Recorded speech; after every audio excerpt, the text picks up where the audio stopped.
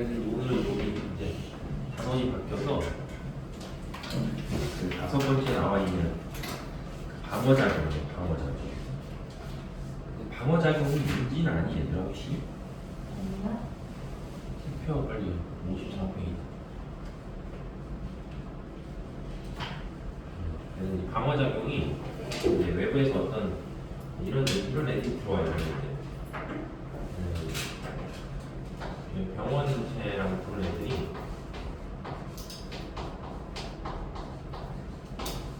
외부에서 이제 우리 몸에 침입하면 우리 몸에서 그걸 막는 그 과정을 배우는 게 방어작용. 그래서 일단은 제일 처음에 해야 되는 게 뭐냐면 저기 써 있는 것처럼 이제 질병과 병원체다라고 해서 병원체라고 우리가 이제 부르는 애들이 있는데 이제 그런 것 때문에 뭐가 발생하냐면 병이 발생하는 경우가 있고 그다음에 그런 게 아닌 경우를 통해서 병이 발생할 수 있어요. 그래서 여기 써 있는 것처럼 질병을 이렇게 두 개로 구분해놔서 일단 병원체에 의해서 질병이 나타나는 걸 우리가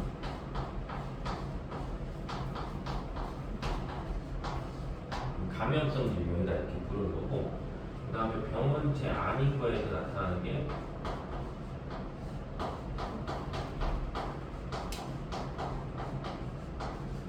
비감염성 질병 이렇게. 그래서 이제 가장 큰 차이는 감염성 질병은 누군가 병에 걸렸을 때 또 다른 사람이 그 사람 몸에 병원체가 들어오면 병원체가 몸속에서 막 족수를 늘리거든. 족수를 막 늘린 다음에 그게 다른 사람한테도 뭐 할 수 있어? 넘어갈 수 있어요. 그러니까 이제 감염성이라고 우리가 부르는 질병들은 대부분 뭐가 되냐면 여기 써 있는 것처럼 이제 전염이 될 수가 있어요. 그리고 이제 상대적으로 봤을 때 이제 비감염성 질병인데 얘는 이제 뭐는 안 된다. 전염은 안 돼. 나는 개인적으로 되게 전염이 된다고 생각하거든. 왜냐하면 보통 여기 보면 비감염성 질병이 병원체 없이 생활 방식이나 환경이나 유전 등에 의해서 발생한다는데 이 생활 방식이 뭐한다? 전염이 되죠. 대부분 집안이 대체로 이제 엄마가 음식을 다 하시니까 엄마가 욜퉁퉁하잖아. 애들 대부분 다 퉁퉁해. 엄마는 다 전염되는 거지. 근데 그런 생각 하시면 안 돼요. 알았지? 그런 생각 하면 안 되는데 진짜 그렇다. 그래서 이렇게 돼서 얘네가 이제 이 두 개가 있기 때문에 우리가 감염성 질병과 관련되어서는 병원체의 종류를 뭐 해야 돼? 종류를 외우고 이제 걔네들 특징을 다 구분하셔야 돼요. 그리고 상대적으로 이제 비감염성 질병은 이제 생명과학이라는 전체 단원을 배우면 중간에 뭐야? 중간에 한 번씩 출연하는 애들.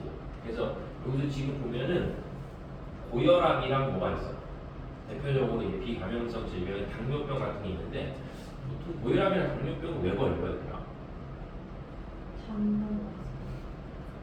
식생활? 그치, 식습관의 문제인 거야. 그치? 그러니까 이제 필요 이상으로 에너지를 뭐하기 때문에 너무 많이 드시기 때문에 걸리는 거죠. 그래서 보통 우리가 이제 고혈압하고 당뇨병 같은 것들을 뭐라고 부르냐면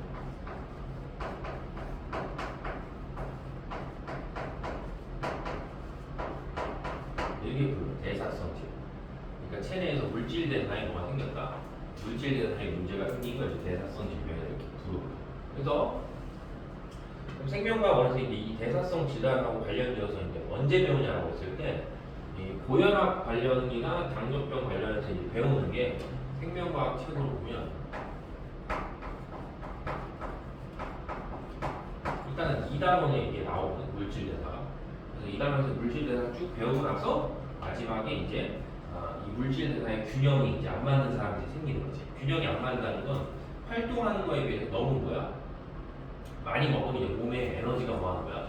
축적이 됨으로 인해서 대사성 질환이 이제 발생한다.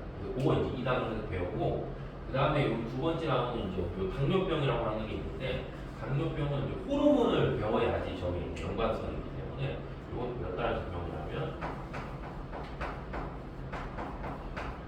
3달이라서 뜨고요.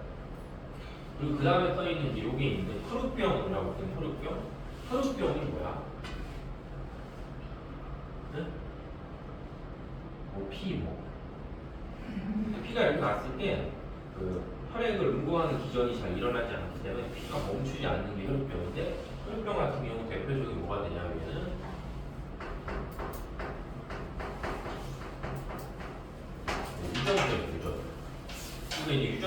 우리가 유전병은 언제 배우겠어? 유전 단원 할 때 배우니까 유전병을 우리가 4단원 하면 이런 것들이 소개가 됩니다. 그래서 보통 우리가 이제 비감염성 질병의 대사성 질환하고 크게 봤을 때 뭐했다? 유전병이 있고, 그 다음에 이제 또 하나를 더 표현하면 이런 것도 있어요.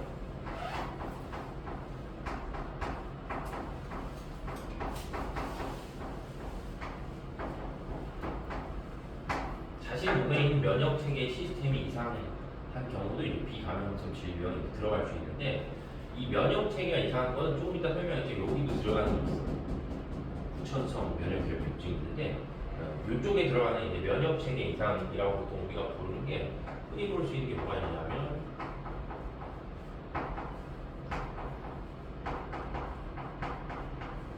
백혈병이었어요.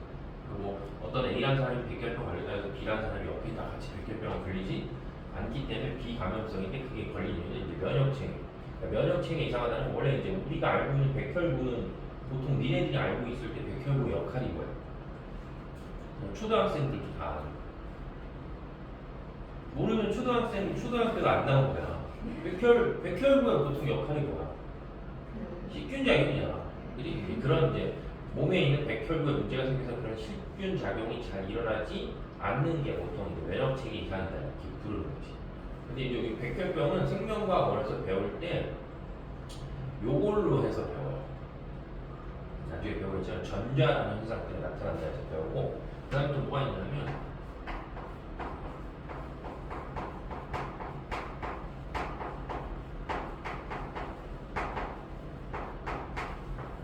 자가면역 질환이라는 것이 있어요. 그러니까 자기 몸의 면역 체계가 자기 몸을 뭐 하는 거야? 자기 몸을 공격하는 거야. 대표적으로 류마티스 관절염 이런 것들이 우리 속하는 거죠. 그래서 이제 이 체계는 이렇게 요거밖에 안 써놨잖아. 요거 묶으면 요건 대사성 질환이 요건 뭔데? 유전병인데 비감염성 질병 중에 뭐가 하나 더 있냐면 이런 면역 체계에 이상이 있는 것도 뭐한다? 존재한다라고 해서 이것도 역시 이제 언제 배우냐면 요 면역 체계 이상이 있는 백혈병은 이제 유전 단어를 다룰 때 4단원에서 이제 한번 다시 다루고,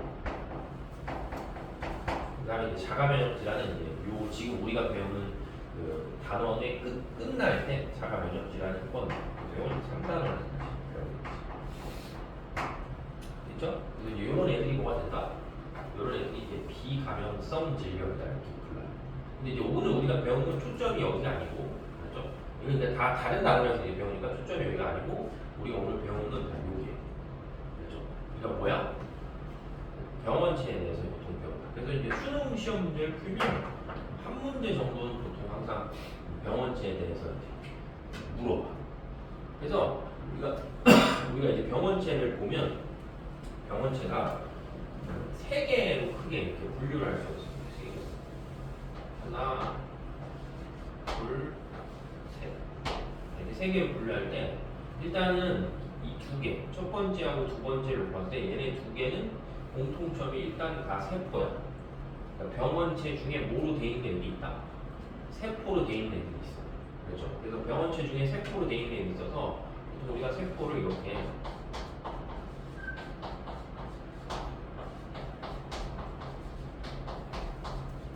원행 진행 이렇게 구분해. 여기 써 있죠. 이렇게 여기 써 있는 것처럼 세포를 이제 원행 진행으로 구분하고, 그 다음에 세 번째는 세포가 뭐냐면 세포의 구조를 갖고 있지 않는 뭐도 있다. 병원체도 있어.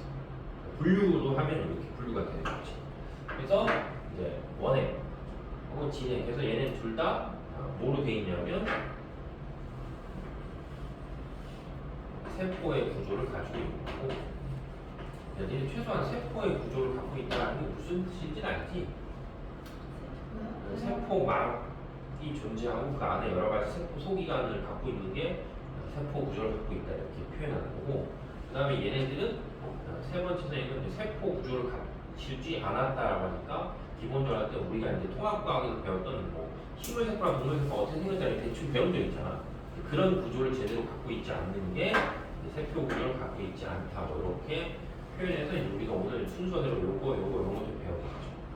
그래서 이제 우리 책에 일단 여기 보면 원액과 진액을 구분하는데 원액과 진액을 구분하는 제일 첫 번째 기준으로 보통 우리가 이제 배울 때 원래 그 핵이라고 하면 그 핵 안에 뭐가 있어? 그렇지. 핵 안에 이제 유전 물질이 들어가 있단 말이에요. 근데 유전 물질이 들어가 있는데 보통 우리가 배운 그 세포들은 그러니까 통합과학에서 배운 세포들은 그 유전 물질이 핵막이라는 막으로 이렇게 뭐 하는 거야? 둘러싸여 있어.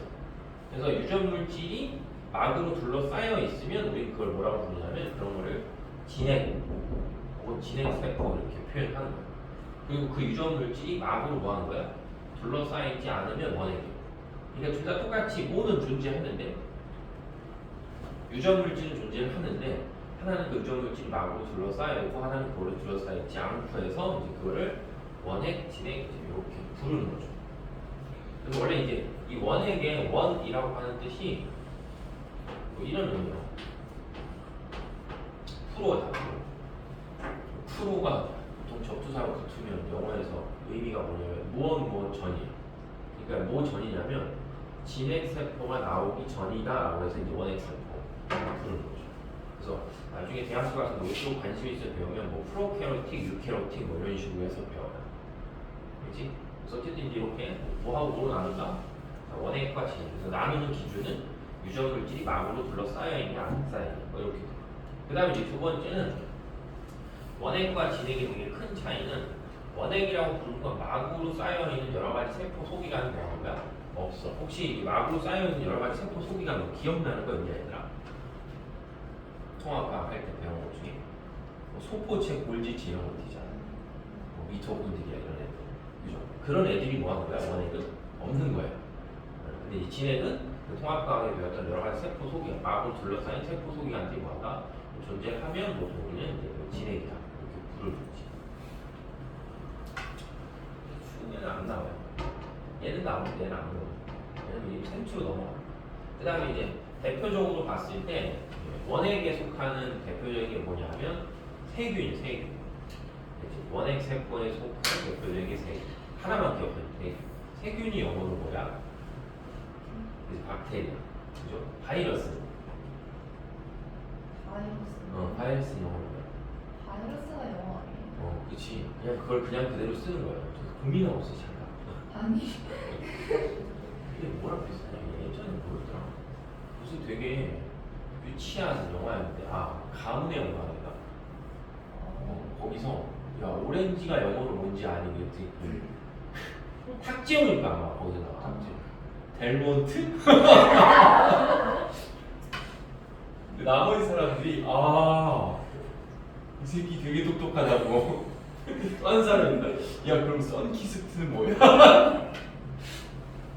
그런 느낌이에요. 그런 느낌. 그래서 이제 세균 영어로 박테리아고 바이러스는 영어로 그냥 바이러스라는 거죠. 그래서 이제 여기 뭐가 있고 세균이 원핵 생물의 대표적인 세균이 있고 그 다음에 진핵이라고 부르는데 원생생물, 균류, 식물, 동물 이렇게 보통 우리가 이제 분류라는 거죠. 어차피 분류 체계는 생명과학 2에 있고 그 다음에 중학교 때는 분류 체계를 내가 알기로 중학교 1학년 때 배웠거든. 5개 체계가 있다고 분류하는 거. 근데 그런 분류 체계는 잘 나오진 않아. 그래서 여기 써 있는 걸 봤을 때 여기 써 있는 세균, 원생생물, 균류 이게 우리가 오늘 뭐다 배워야 될 대표적인 병원체야. 그러니까 이제 세균을 뺀 나머지 병원체들은 기본적으로 봤을 때 세포 구조를 갖고 있다고 치면 다 뭐라는 거야? 다 진핵이다. 그리고 뭐 세포 구조를 갖고 있지 않은 건 어쨌든 여기에 뭐야? 여기에 들어가 있지 않다. 그렇죠? 그 다음에 마지막으로 봤을 때 이제 이 원핵하고 진핵의 공통점은 일단 당연히 뭐가 있어야 돼? 유전 물질이 다 있어요. 그래서 기본적으로 유전 물질이 있기 때문에 자기하고 닮은 뭘 만들 수 있는 거야? 자기하고 닮은 자손들을 다 만들고 그 다음에 당연히 리보솜이 있어야지 뭐 할 수 있냐면 자기한테 필요한 단백질 같은 걸 뭐한다? 합성할 수 있겠지. 그리고 이제 둘 다 어쨌든 뭐기 때문에 세포이기 때문에 반드시 뭐한다? 세포막을 갖추는 거지. 그러니까 선생님이 여기서 이제 아직 설명 안 했지만 세포 구조를 갖고 있지 않다라고 부르는 애들은 기본적으로 바깥쪽이 뭘로 쌓여 있는 게 아니야. 막으로 둘러싸인 게 아니다 이렇게 보는 거지. 되겠죠? 그래서 이제 어쨌든 이제 그 질병하고 관련해서 질병을 이렇게 감염성과 비감염성으로 이제 나눌 수 있는 거고 감염성에 속하는 질병은 다 병원체에 의해서 일어나는데 병원체를 원액, 그 다음에 진액, 그 다음에 세포 구조를 갖고 있지 않는 뭐 이런 식으로 이제 구분한다라고 이제 기억을 하시면 되겠죠. 자, 그래서 이제 첫 번째 해야 될 건 이제 질병을 일으키는 병원체 중에 첫 번째 타자가 세균이에요. 세균. 조금 전에 설명한 세균은 뭐다? 세균은 원액이에요. 그래서 첫 번째 쓰인 것처럼 핵이 없는 단세포 원액이야. 그러니까 단세포 원액이라는 건 세포 하나가 뭐다? 생명체. 우리는 뭐야? 우리 다 세포지. 그치? 근데 세균은 그냥 세포 하나가 뭐냐면 이제 생명체 자체가. 그래서 이제 핵이 없기 때문에 유전물질이 그냥 어디에 있냐면 그냥 세포질에 존재한다라고 보면 되겠고, 그 다음에 2번에 보면은 세균은 이제 모양에 따라서 구균, 간균, 나성균으로 뭐하냐면 분류할 수 있어요. 뭐 시험에 내진 않겠죠. 자, 그 다음에 세 번째는 단세포잖아. 세포 하나로 돼 있지만 그 세포 하나가 어떤 모든 기능을 할 수 있기 때문에 거기 안에 뭐가 있냐면 효소가 있어서 스스로 뭐 할 수 있냐면 물질 대사도 하고 뭐 할도 가능하다. 증식이 가능해. 근데 여기서 하나 기억해야 되는 게 저기 지금 이제 증식이다 라고 써 있으니까 이제 증식이니까 말 그대로 자기와 닮은 자손을 만드는 쪽수를 뭐 하는 거야? 쪽수를 막 늘리는 거야. 당연히 얘는 구조 자체가 뭐로 되어 있기 때문에 세포로 되어 있는 거잖아. 구조 자체가 세포로 되어 있기 때문에 증식하는 방법 자체가 뭐야? 세포 분열. 그렇죠. 그래서 증식이라는 의미가 결국에는 뭘 통해서 세포가 분열을 함으로 인해서 자기하고 닮은 자손을 뭐야? 만드는데 그 과정 중에 뭘 가지고 있으니까 유전 물질이 갖고 있으니까 예를 들면 돌연변이나 이런 것들이 일어날 수 있죠. 그래서 우리가 이제 대표적으로 배우는 것 중에 통합과학에서 기억은 절대 나진 않겠지만 항생제 내성이 있는 세균 이런 거 들어본 적 있잖아요. 그치? 그런 것들이 원래는 항생제 내성이 예를 들면 없었는데 이 증식하는 과정에서 뭐야? 유전 물질의 어떤 변화가 생겨서 항생제 내성을 뭐한다? 갖게 될 수 있는 거죠. 그래서 이제 돌연변이도 일어나고 진화도 할 수 있다. 이렇게 그런 거에서 여기서 얘기하는 이제 증식이라는 표현을 쓰면 세균을 증식하는 방법이 그보다 세포 분열이다. 이제 왜 이런 표현을 계속 얘기하냐면 조금 이따가 이제 우리가 바이러스도 배우는데 바이러스도 뭐 할 수 있냐면 증식할 수 있어요. 근데 바이러스는 증식하는 게 바이러스는 세포 구조가 아니기 때문에 증식하는 방법이 뭐가 아닌 거야? 세포 분열이 아닌 거지. 그래서 이제 이런 증식하는 세포 분열 방법을 여기 쓰인 것처럼 뭐 한다? 분열법이다 이렇게 불러요. 예전에 뭐 중학교 때 배운 걸로 치고 이분법 뭐 이런 느낌으로 배웠을 거야. 자, 그 다음에 이제 네 번째는 뭐라고 막 길게 쭉쭉쭉 써 있는데 제일 포인트가 되는 건 요거예요. 이런 펩치드 우리가 일단 필요 없고 뭐다? 세포 벽을 가지고 있어. 세포 벽을 갖고 있는 게 또 뭐 있어? 니네들 알고 있는 것 중에. 그렇지. 식물도 대표적으로 이제 세포 벽이 있는 것처럼 세균도 이제 세포 벽을 가지고 있다. 근데 이제 성분은 다르지만 어쨌든 세포 벽이 있다라고 보면 돼요. 자, 그 다음에 이제 마지막에 써 있는 건 이제 뭐라고 쭉쭉쭉 써 있고 여기 보면 뭐다? 세균에 의한 질병 뭘 이용해서 항생제. 그렇죠? 항생제 얘기가 나오면 이제 세균이다. 이렇게 보면 되겠죠. 항생제를 이용해서 치료. 그래서 대표적인 예들이 폐렴, 그 다음에 결핵, 그 다음에 세균성 식중독, 그 다음에 파상풍, 그 다음에 콜레라 뭐 이런 것들이 여기에 속한다는데 그냥 얘는 다 이렇게 써놨는데 얘만 빨간색으로 뭐 해놨어? 써놨잖아. 뭐 하라는 뜻이야? 외워야 돼. 그러니까 주로 이제 시험 문제 유형 형태가 뭐냐면 이런 대표적인 병원체들을 뭐야? 주고 그 병원체가 어디에 속하고 걔가 어떤 특징이 있냐 이렇게 물어보는 문제들이 대부분이기 때문에 질병을 일으키는 병원체에 세균에 속하는 것들이 뭐 저런 것들이 있다라는 건 좀 뭐 하는 거야? 좀 외워놓는 거죠. 나중에 외우시면 나중에. 알았죠? 그래서 지금 이 그림이 대표적으로 이제 세균으로 봤을 때 세균이 뭐 이런 식으로 생겼구나라고 해서 이제 느낌을 주는 거죠. 그래서 첫 번째가 핵이나 막으로 둘러싸인 세포 소기관이 뭐 하는 거야? 없어. 대신에 이제 리보솜이 있으니까 뭐 물질 대사나 이런 것들을 하고 있고, 그 다음에 이제 핵막이 없기 때문에 세포질이 뭐 한다? 그냥 어디에 존재하냐면 세포질에 이렇게 다 DNA가 풀려져 있는 거죠. 되겠죠? 그래서 이렇게 생긴 게 세균이다. 그 다음에 이 그림판에는 뭐가 있어? 이렇게. 이게 DNA냐? 아니요. 뭐 이렇게 편모가 있기 때문에 이게 이제 움직이면 얘가 뭐 할 수 있는 거야? 이동할 수 있는 거야. 그렇죠? 그래서 이제 세균이 있고, 그다음에 두 번째는 이제 바이러스가 나서 바이러스는 이제 여기 써 있는 것처럼 이제 어떤 의미가 써 있냐면 생물과 무생물의 중간형이다 이렇게 불러요. 고등학교 때 배울 때 이렇게 배우는데 그냥 대학교 가서 만약에 바이러스가 어디에 속해라고 하면 바이러스는 그냥 대학교 가서 그냥 생명체야. 근데 이제 고등학교 때는 바이러스는 어떤 생물적인 특징이랑 무생물적인 특징을 모았다. 동시에 갖고 있기 때문에 그거의 중간 형태다 이렇게 부르는 거고, 참고로 바이러스는 1단원에도 뭐한다? 1단원에도 등장해. 그러니까 내신 시험 볼 때 1단원이면 바이러스가 거기서도 뭐한다? 나올 수 있다. 그래서 이제 이렇게 구분해놨기 때문에 첫 번째는 유전 물질인 핵산을 가지고 있으니까 우리가 이제 핵산 종류를 몇 개 배웠어. 통합과학 할 때. 두 개 배웠죠. DNA, RNA. 그죠? 그래서 그런 DNA나 이제 RNA를 뭐한다? 가지고 있다는 거지. 바이러스가. 그러면 유전 물질을 갖고 있으니까 뭐 할 수 있다는 거야? 자기와 닮은 자손을 만들 수 있는 거지. 그 유전 물질 복제들. 그래서 이제 그 과정에서 뭐 하냐면 유전 현상과 드래그 변이가 뭐한다? 나타날 수 있겠죠. 그지? 그래서 지금도 계속 코로나 바이러스 뭐가 계속 일어나는 거예요? 변이가 계속 일어나는 거잖아. 그게 이제 일종의 자기가 갖고 있는 유전 물질인 핵산 그 물질 자체를 얘네들이 조금씩 뭐야? 조금씩 바꾸면서 지금 우리 몸에 있는 면역 체계를 피해갈 수 있게 얘네도 계속 뭐 하고 있는 거야? 진화하는 거죠. 자, 그 다음에 이제 두 번째는 아까 선생님 세균을 설명하면 세균은 스스로 뭘 할 수 있는 거야? 스스로 물질 대사를 할 수 있는 능력이 있어. 그러니까 세균은 생명체 밖이나 생명체 내에서 다 뭐가 가능하다? 다 증식이 가능해, 세균. 근데 이제 바이러스는 여기 써 있는 것처럼 뭐다?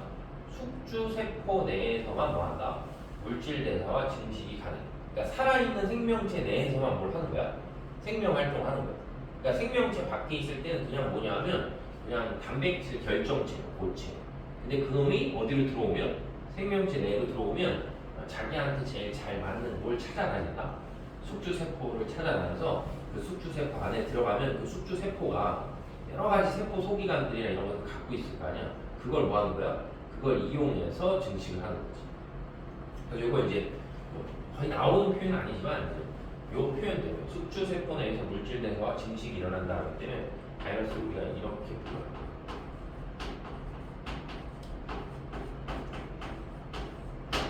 활물 기생이요. 살아있는 생명체 내에서 뭐한다? 기생을 한다 이렇게 보는 거지. 그래서 저런 이유 때문에 바이러스가 이제 구조는 워낙 단순하지만 지구상에 최초로 등장한 어떤 생명체다라고 보지를 않는 거예요. 왜냐면 그 전에 있던 생명체가 있어서 그 생명체 내로 들어가서 뭐 하는 거야? 물질 대사하면서 뭘 한다? 증식을 한다. 근데 이제 주의해야 될 게 얘는 뭐가 아니기 때문에 세포 구조를 갖고 있는 게 아니기 때문에 여기서 뭐 할 때 증식이 일어난다 할 때 아까 선생님 세균도 뭘 하는 거야? 세균도 증식하고 얘도 증식하는데 세균은 증식할 때 세포 분열로 증식하는 거고 얘는 증식할 때 세포가 아니니까 세포 분열을 통해서 증식하는 거죠. 방법이 약간 달라요. 그래서 그건 이제 뒤에 뭐 문제 보면 그게 나와요. 자, 그 다음에 이제 무생물적인 특징은 일단 이제 세포 구조를 갖고 있지 않기 때문에 뭐다? 무생물이다 이렇게 표현하는 거죠. 왜냐면 이게 그것도 우리가 아직 1단원을 배우지 않았는데 보통 우리가 이제 지구상에 존재하는 모든 생명체를 얘기했을 때 기본적으로 모든 생명체는 무조건 다 뭐로 돼 있다? 모든 생명체는 다 세포로 돼 있다 이렇게 알고 있거든. 그러면 모든 생명체가 세포로 돼 있다는 걸 알고 있다는 게 뭐냐면 그냥 우리가 생명체라고 주변에서 부르는 애들이 있을 거 아니야. 그런 애들을 현미경이나 이런 걸 통해서 관찰해 봤더니 뭐 하는 거야? 다 세포가 있기 때문에 모든 생명체라고 우리가 부르는 애는 세포로 되어 있다 이렇게 얘기하는 거죠. 그런 걸 보통 우리가 과학적으로 봤을 때 뭐라고 하냐면 귀납적 탐구 방법을 통해서 찾았다는 거예요. 그러니까 귀납적 탐구 방법은 주변에서 여러 사실을 막 모은 다음에 관찰한 다음에 그 관찰한 사실을 뭐 하는 거야? 일반화시켜서 결론 내리는 게 귀납적. 들어본 적은 있지. 그거에 다른 게 뭐가 있어? 귀납적인 뭐가 있어? 연역적 탐구. 그건 이제 실험을 통해서 뭔가 찾는 거예요. 그래서 여기 써 있는 것처럼 이제 바이러스가 세포 구조를 갖고 있지 않아서 우리가 보통 생명체라고 부르는 애는 다 세포인데 얘는 세포 구조를 갖고 있지 않기 때문에 무생물적 특징이 가진다. 이렇게 이제 부르는 거고, 그 다음에 2번에 보면은 숙주세포 밖에서는 그냥 뭐다? 생명 활동을 일으키지 않는 단백질 덩어리예요. 그렇죠? 그 다음에 세 번째는 뭐 하냐면 효소가 없어. 그러니까 효소가 없기 때문에 스스로 보통 뭘 못한다? 물질 대사를 못하는 거기 때문에 아까 얘기했듯이 어디로 들어가면 숙주세포 내로 들어가면 그 숙주세포 여러 가지 그 효소를 이용해서 뭐한다? 물질 대사를 할 수 있는 거지. 그래서 이런 이유 때문에 이제 바이러스는 생물의 형태랑 이제 무생물 형태 이제 중간쯤이다라고 이제 보는 거죠. 그래서 이제 그 다음에는 이제 구조가 좀 나와요 이렇게. 구조가 보면 이제 여기 그림에서 봤을 때 우리가 느껴야 되는 게 있거든요. 이렇게. 그림을 보면서 느껴야 되는 건 일단은 이제 우리가 바이러스다라고 보는 애들은 자 그림상에 보면 다 공통적으로 뭐가 있어? 두 개만 생각하면 돼, 두 개. 아니, 여기 그림에서 봤을 때, 아, 이 그림, 이 그림, 이 그림, 이 그림 효과 봤을 때, 자, 써 있는 걸로 보면 일단 첫 번째 뭐가 있다? 단백질이 있어요. 알죠? 그래서 주로 이제 겉에 껍질에 단백질 돼 있고, 그 다음에 또 하나는 뭐가 있다? 얘는 RNA, 얘는 RNA, 얘는 DNA, 얘는 DNA 뭐 이렇게 갖고 있으니까 뭘 갖고 있다? 유전 물질을 갖고 있다. 그래서 두 개가 이제 바이러스가 갖고 있는 큰 특징이지. 그래서 여기 써 있는 것도 구성도 헥사나하고 뭐로 되어 있냐면 단백질. 그러니까 구조는 이제 되게 뭐한 거야? 되게 단순한 거지. 그죠? 그 다음에 이제 두 번째는 세균부에 비해서 크기가 뭐하냐면 크기가 엄청 작아요. 그래서 이제 세균을 걸러내는 그 장치가 있었을 때 세균 여과기라는 게 있으면 세균 여과기에다가 세균을 집어넣으면 세균이 걸러지거든요. 크기가 크니까. 근데 바이러스는 그거보다 크기가 뭐하기 때문에 훨씬 작기 때문에 그 세균 여과기를 다 이렇게 빠져나가서 통과하는 거지. 그래서 대표적으로 할때 여기 있는 애 중에 이거 있잖아. 뭐 박테리오파지라고 하는 애가 있는데 이게 뜻이 박테리오라는 의미가 뭐냐면 세균의 이런 뜻이야. 그 다음에 파지라는 뜻은 먹는다는 얘기야. 그러니까 얘가 뭐다? 세균을 잡아먹는 바이러스. 그러니까 당연히 세균을 잡아먹는 바이러스이기 때문에 제가 세균 안으로 뭐한다? 세균 안으로 침투해야 하기 때문에 크기가 엄청 된다는 얘기지. 그렇죠? 그 다음에 이제 뭐 항바이러스제를 이용해서 뭐한다? 치료를 할 수 있구나 라고 보면 되고 대표적으로 할 때 감기 있고 그 다음에 독감. 그래서 보통 우리가 알고 있는 독감 중에 뭐 이렇게 독감 걸리면 보통 먹는 약 중에 하나 뭐가 있어? 그 타미플루가 대표적인 항바이러스제지. 그죠? 그 다음에 이제 천연두, 그 다음에 소아마비, 그 다음에 홍역, 그 다음에 이제 제일 위험한 에이즈라고 해서 이제 에이즈는 이제 후천적으로 면역이 뭔가 결핍되게 만드는 병이에요. 이제 선천적으로 면역이 결핍되게 만드는 건 백혈병이고 얘는 이제 살아가면서 후천적으로 면역이 결핍되게 하는 증후군이다. 그래서 이제 보통 HIV 바이러스에 의해서 뭐 하냐면 자 일어난다. 뭐 이렇게 보면 되지. 그래서 뒤에서 면역체계 할 때 다시 나오니까 그때 좀 보시면 돼요. 되겠죠? 자 그리고 이제 다음 페이지 넘어가시면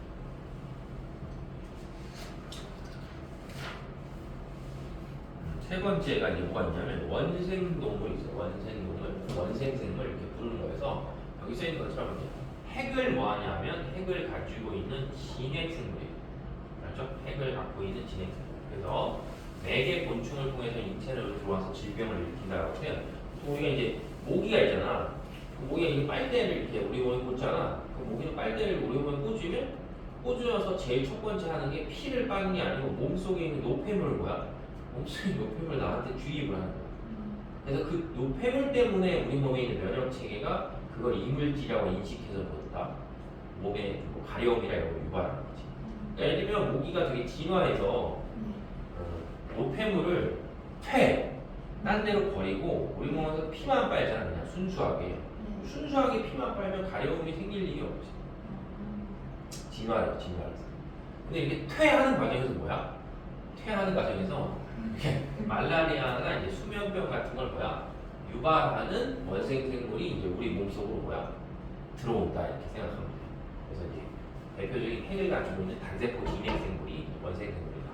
이렇게 이제 공개돼 있고 아직까지 뭐 우리나라는 이렇게 말라리아나 이런 것들이 심각하진 않은데 우리나라가 점점 뭐해지기 때문에 뜨거워지잖아. 그러니까 우리나라도 좀 몇십 년 정도 지나면 저것 때문에 되게 고생을 하겠죠. 여름에 모기한테 말라리아 모기 원충이 들어가 있는 모기한테 물려가지고 말라리아 걸리고 그럴 수 있지.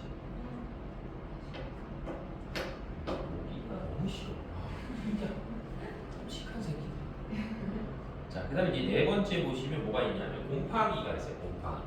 그래서 곰팡이는 핵을 가지고 있는 뭐냐면 진핵생물인데 핵을 갖고 있는 진핵생물이면서 다세포예요.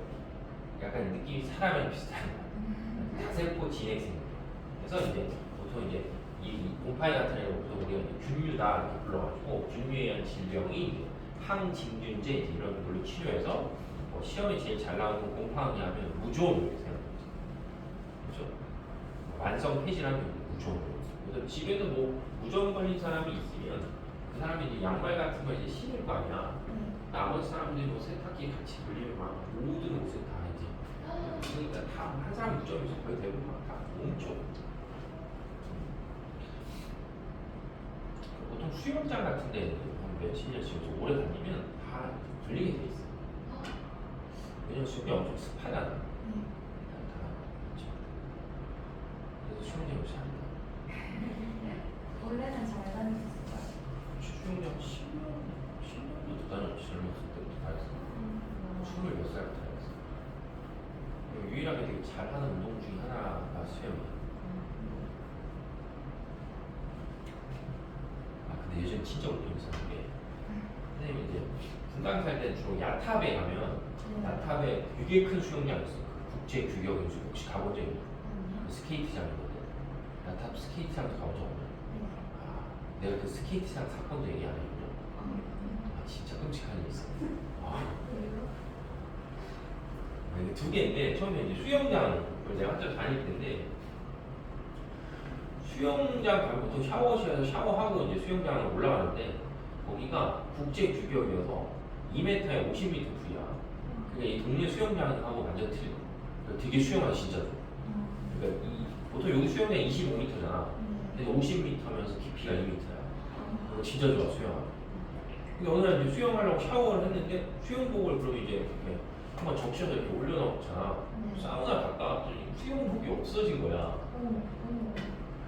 근데 보통 대부분 나처럼 수영장 되게 오래 다니면 스페어가 있기 때문에 스페어로 입고 올라갔더니 어떤 할아버지가 내 수영복 입고 있는데 계속 자기 거라고 우기는 거야. 맞지도 않는데. 와, 그거 진짜 어이가 없어가지고 때리지도 못하고. 근데 또 어떻게 찾을 수도 없잖아 그게. 그러니까 찾을 수 없다는 게 내가 거기다 막 꼼꼼하게 내 이름을 막 변태처럼 안에다 써놨으면 괜찮은데. 그냥 다 쓰시라고 그랬어. 그냥 들어오고 이렇게 써놨어. 그러니까 그 한 번 그리고 또 한 번은 이거 진짜 촬영하면 얘기할 수 없을 수도 있는 건데 우리 딸들이랑 이제 한동안 거기 있는 스케이트장 되게 자주 가면서 원래 그 야탑 스케이트장이 그 뭐지 쇼트트랙이 제일 유명한 데가 성남이거든. 성남 시청팀이 원래 되게 유명해요. 그래서 보통 쇼트트랙 대회 나갔을 때 뭐 김민정 이런 여자애들 잘하는 애들은 대부분 다 성남 시청 소속이에요. 그래서 거기도 스케이트장이 되게 잘 돼 있는데 딸들이랑 스케이트를 챙겨놓고 나는 저기 나가서 이제 누가 전화 받고 이렇게 들어왔는데 나한테 저기 막 뛰어오는 거야. 스케이트하고 변태 새끼 있다. 근데 나도 진짜 깜짝 놀란 게 그 스케이트 타면 걔네도 되게 이렇게 그 8분가 뭐 9분짜리 되게 짧은 그 슈트 같은 거 입고 있잖아. 미친놈이 바지를 내리고 그걸 막 보여주려고 우리 딸이 쫓아오는 거야. 근데 거기 그렇게 사람들이 많았는데 그게 다 엄마들이 이렇게 구경하고 있잖아. 어떤 누구도 그거에 대해 제지를 안 하는 거야. 막 그렇게 따라오는데. 그래서 내가 그 CCTV 다 돌리고 해서 거기 막 얘기하고 해서 찾았는데 할머니가 손주를 데리고 왔는데 약간 정신이 뭐라 해야 돼? 왔다 갔다 하는데 그런 것들. 원래 진짜 소송 올라왔거든. 그래서 그 다음부터 우리 딸도 스케이트장 그게 너무 끔찍했어. 어렸을 때 그 머리에 너무 내리 박히고 막 이걸 쫓아오니까 진짜 트라우마겠다 진짜. 네, 그게 확실히 느꼈어. 자기 일이 아니니까 사람들이 별로. 자, 그 다음에 이제 다섯 번째 편집할 때 지워버려야겠다. 다섯 번째 보면 아까 이제 바이러스하고 비교해 봤을 때 바이러스보다 크기가 더 작은 병원체가 하나 있어요. 그래서 이제 여기 써 있는 것처럼 프라이온이라고 하는 게 있는데 앞에 붙어 있는 게 뭐냐면 변형된 프라이온이 써 있거든. 그래서 이제 여기 지금 그림상에서 보면 이 오른쪽에 있는 게 이제 정상 프라이온이고 왼쪽에 있는 게 이제 변형된 프라이온인데 원래 우리 몸속에 얘가 다 있어요. 뇌에 정상적인 프라이온이 이제 다 들어가 있는데 외부에서 저 변형된 프라이온이 들어오면 되게 신기하게도 쟤는 그냥 프라이온이라는 게 그냥 단백질 덩어리거든. 근데 제가 되게 신기하게도 정상인 프라이온이 있는데 변형된 프라이온이 우리 몸으로 이렇게 들어오면 접촉을 하면 정상이 변형된 거로 바뀌어. 그래서 아직까지 이게 뭐 이런 거 들어본 적 있지? 네. 그래서 광우병을 일으키는 그 단백질 중에 하나인데 아직까지 정확하게 왜 저렇게 되는지 모르는데 좀 다행스러운 건 아직까지 저 질병이 크게 확산이 되지 않았는데 만약에 내가 이제 저게 큰 확산이 일어나면 저게 아마 우리가 알고 있는 지금 코로나 바이러스 이런 것들보다 훨씬 끔찍한. 왜 끔찍하냐면 나중에 뭐 다시 그런 거 배울 기회가 있을지 모르겠는데 아까 좀 전에 얘기했는데 이 정상적인 프라이온하고 변형된 프라이온이 있을 때 우리 몸에 원래 프라이온이 있잖아. 그래서 이런 변형된 프라이온이 들어와도 우리 몸의 면역 체계가 쟤를 공격을 안 해. 원래 우리 몸에 있던 프라이온하고 DNA 서열이나 이런 것들이 거의 단백질 서열이 거의 비슷하기 때문에. 그렇기 때문에 뭘 만들 수가 없냐면 보통 우리는 코로나 바이러스 같은 경우는 이제 치료제는 아니어도 예방 목적으로 이제 균이 약화된 걸 우리 몸에 넣어주잖아. 근데 얘는 변형된 프라이온을 우리 몸에 넣어주면 우리 몸의 정상이 다 변형이 되기 때문에 그 치료를 뭔가 하기가 너무 애매해. 그래서 되게 무서운 건데 아마 이제 코로나가 끝나고 나면 전 세계가 저게 다시 유행하지 않을까 싶어요. 생각. 진짜 끔찍한 거죠. 그래서 여기 써 있는 것처럼 내가 보통 이렇게 얘기하는 게 되게 잘 맞거든. 여기 써 있는 것처럼 정상적인 프라이온 단백질이 변형된 프라이온 단백질하고 접촉하면 변형된 프라이온 단백질 구조가 뭐하구나 바뀌고 그게 이제 체내의 축적이 되면 이제 신경세포가 파괴되다니까. 예를 들면 뇌가 있으면 뇌에 있는 뇌세포가 뭐한다 파괴하는 거지. 광우병이 뭔지는 알지? 소가 막 주저하는 거잖아. 지금 뇌 신경계가 파괴해서 그런 얘기를 하죠.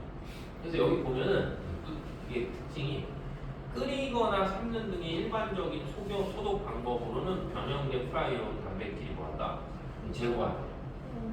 그러니까 열에 되게 강하게 있거든. 보통 단백질은 열 받으면 뭐야? 구조가 이렇게 바뀌거든. 그러니까 우리가 그 제일 흔하게 볼 수 있는 게 달걀이야, 달걀. 달걀 프라이 하면은 원래하고 달라지니 뭐 맛도 변하면서 구조도 다 바뀌고. 식혀도 다시 원래될 거야.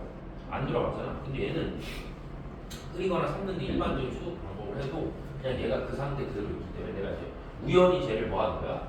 우연히 이제 먹는 거지. 물론 이제 이게 먹는다고 쳤을 때 몸에 들어올 때 여기 위를 지나고 위에서 단백질이 소화하니까 그 소화하는 과정에서 프라이온이 이제 분해가 될 수도 있는데 만약에 재수없게 분해가 잘 안 된 놈이 어떤 경로를 따라서 이제 우리 몸 안으로 들어와서 이제 뇌로 올라가게 되면 뇌에 있는 정상적인 프라이온을 다 변형 형태로 바꿀 수 있는 거지.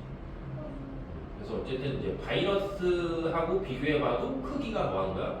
크기가 훨씬 작아요. 바이러스에 비해서. 그리고 되게 독특한 것 중에 하나는 뭐냐면 유전물 자체가 없는데 자기하고 닮은 애들이 이렇게 뭐 할 수 있다? 이제 계속적으로 만들 수 있겠지. 그래서 되게 이게 오래전에 2000 몇 년도 건국대학교 논술 시험 문제 중에 하나가 이제 여기에 나온 적이 있어요.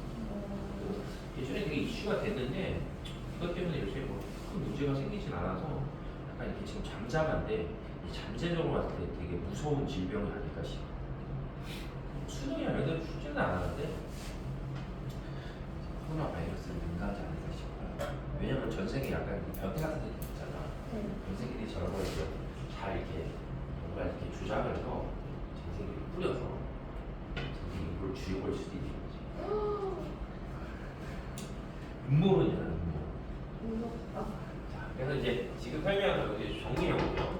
그래서 일단 이제 첫 이렇게 쭉쭉 써놨을 때 일단 세포 구조냐라고 해서 쭉 물어보니까 프라이온 세포 구조 아닌 거고, 바이러스 세포 구조 아닌 거고, 세균 세포 구조고, 원생생물도 세포 구조, 곰팡이들보다 세포 구조. 그다음에 핵인데 여기 써 있는 게 핵인데 가로친 거야. 핵막이니까 유전물질이 막으로 둘러싸여 있냐 아니냐. 근데 프라이온이나 바이러스는 다 보다 그런 것 자체가 없는 거지. 그렇죠? 그 다음에 세균도 뭐하다? 없고 원생생물이나 곰팡이는 뭐한다? 존재한다. 자, 그 다음에 세포 분열을 하냐 안 하냐 물어본 거잖아. 그럼 세포 분열을 하냐 안 하니까 얘는 세포 구조 아니니까 세포 분열 안 하고, 바이러스도 세포 구조 아니니까 세포 분열 안 하고, 세균하고 원생생물하고 곰팡이도 하는 거. 세포 구조. 자, 그다음에 이제 마지막으로 물질 대사하냐 안 하냐 할 때, 프라이오는 그냥 조금 전에 설명했던 그냥 단순한 단백질이구나. 그러니까 얘가 이제 뭐 물질 대사 할 일은 없겠죠. 근데 바이러스는 요렇게 해놔야 돼. 요렇게. 무슨 뜻이야?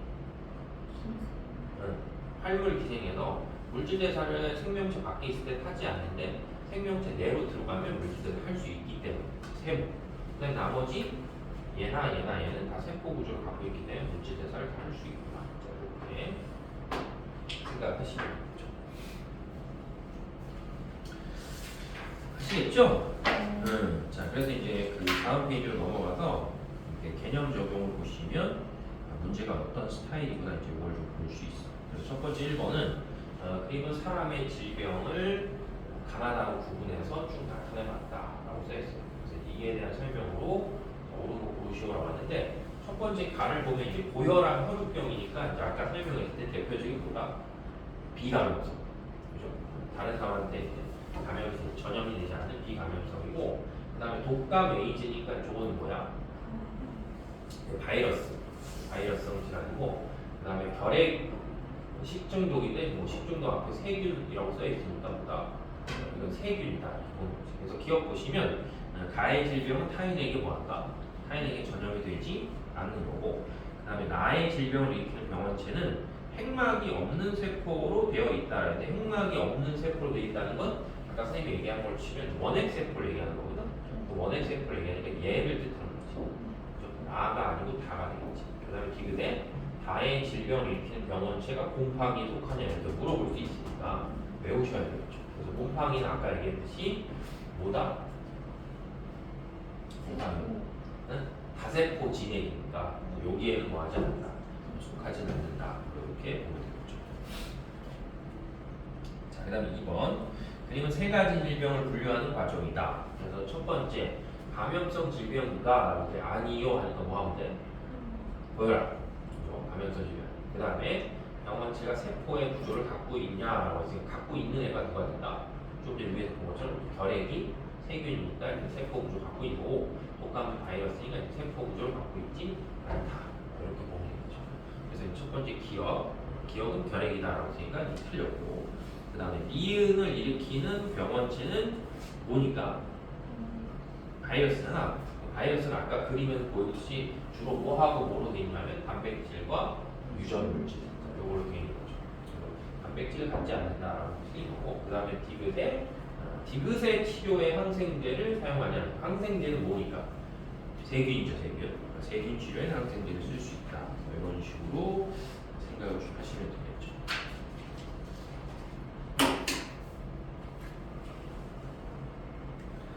자, 그 다음에 3번. 그림은 폐결핵을 일으키는 병원체 A, 그 다음에 후천성 면역 결핍증을 일으키는 병원체 B, 그 다음에 세 번째는 독감을 일으키는 병원체 C의 공통점과 차이점을 뭐한다? 나타냈다. 자, 뭐 이랬을 때 이에 대한 설명으로 이제 옳은 것을 고르시오라고 할 때 첫 번째 이 기억을 보면 가란 말이에요. 가. 그럼 이 그림에서 봤을 때 여기 나와 있는 이 가라고 하는 거는 우리한테 보여주는 게 어디를 보여주는 거야? 요거 빼고 얘만 갖고 있는 특징이다 이런 뜻이죠. 그러니까 폐결핵을 일으키는 병원체 A만 갖고 있는 특징이 뭐냐 이렇게 물어본 거란 말이야. 근데 이제 기억해 보시면 핵이 있냐 이렇게 물어봤잖아. 핵이 있다라는 건 유전 물질이 막으로 뭐 하는 거야? 둘러싸여져 있냐 이걸 얘기하는 거지. 그러면 다 진핵만 저기에 속하는데, 폐결핵을 일으키는 애는 진핵이야 아니야? 아니잖아, 그렇지? 그러니까 뭐 기억은 핵 있음이 가에 해당한다고 했으니까 틀린 말고, 그 다음 니은에 단백질 있음이 나에 해당하냐고 했으니까 A와 B와 C에 모두 공통적으로 존재하는 게 뭐냐라고 당연히 단백질이 되겠죠. 자, 그 다음 D는 스스로 물질 대사를 함. 이렇게 스스로 물질 대사를 함.